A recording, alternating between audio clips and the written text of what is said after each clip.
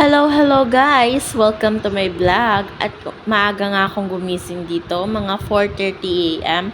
At nag-prepare kasi 6 AM, pupunta kami ng airport. Ihahatid namin yung uncle and auntie ni Bado papuntang Saudi Arabia. Pupunta sila ng Humrah kasi as a Muslim, pinaniniwalaan nila yung holy place, center of the earth daw. So, bago nga namin ihatid sila papuntang airport, pumunta kami sa kanilang bahay. First, nag-pray para sa kanilang safe travel at the same time para sa kanilang magiging safety doon sa Saudi Arabia.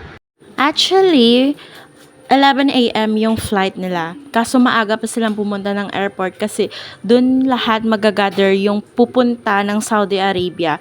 Yun yung advice ng magtutour sa kanila doon. May binayaran silang agency, kasama na dun yung ticket, visa, accommodation, and foods nila sa Saudi Arabia. Bali, total of 3 nga yung naghatid na sasakyan papuntang airport, kasama na din yung auntie and mga cousin ni Badu. At ayan nga guys, yung mga auntie and cousin ni Badu. Habang busy nga sila guys sa pamamaalam nila sa isa't isa, nandito nga naglakad-lakad kami ni Badu at napadpad nga kami dito. At dito pala namin inihatid yung auntie and uncle ni Badu sa Cochin Airport, Terminal 3. At nakikita nyo yan guys, yung solar panel na yan na nasa ibabaw ng parking area dito sa airport. Trivia pala guys, sa airport na ito, Cochin Airport is the first 100% solar-powered airport in the world. O diba, nakaka-amaze? O diba, di na kailangan gumamit ng kuryente. Mas nakatipid pa nga sila. Marami pa silang mga solar panels guys.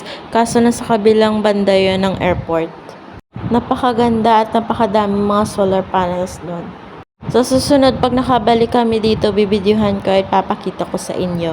At balik nga tayo dito guys.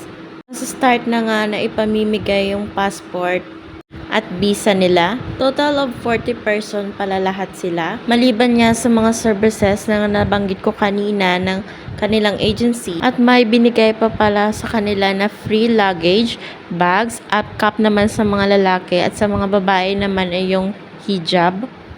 As you can see nga, suot-suot na nga nila dito. Dito nga nagpaalam na yung auntie and uncle ni Bado kasi magche-check-in na sila. At yan pala guys, yung uncle ni Bado. At pauwi na nga kami dyan guys. At yung cousin niya ni Bado yung nagda-drive. Bali nakaupo nga ako dyan sa legs ng mama ni Bado kasi hindi nga kami magkasya sa sasakyan. At i-carry nga lang daw ako kasi magkaan lang daw ako. So ayan lang for today's video guys. Bye!